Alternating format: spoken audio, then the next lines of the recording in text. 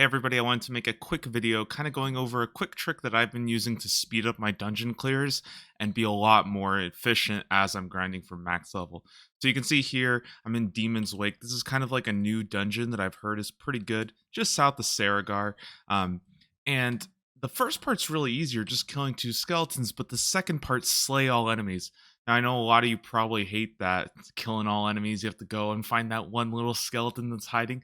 But I do have a little trick here. And the idea here is we're going to be abusing the horde mechanic, because that's what it's been called. And essentially, what that means is that when you've killed about 95% of the mobs in this area, or about 95, everything that you've aggroed will actually spawn to you. And that's actually going to make it a lot easier for you to do the dungeon without having to like stick to and killing every single pack.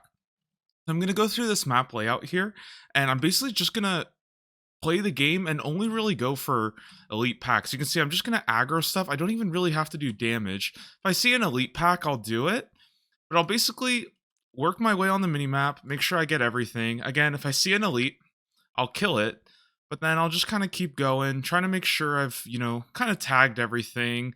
If it's a good density, I can do that too. But otherwise, again, I'm just making sure that I've gotten every single thing, which again is why I like sticking to the edges and then working your way in. But you can really do anything you want. Now, obviously, I'm playing Whirlwind Barb, and this does help me kind of passively kill a lot of stuff. So if you're not really that kind of build, I can see this being a little bit more difficult. But I am trying to do my best to basically only ever click whirlwind when there's mobs in range. Otherwise, I'm just kind of aggroing everything. If they de-aggro, it's no big deal. Go through the middle, get all these guys here. Just make sure they see me, especially if there's sometimes there's random little skeletons in this little back area, and those can be kind of annoying too.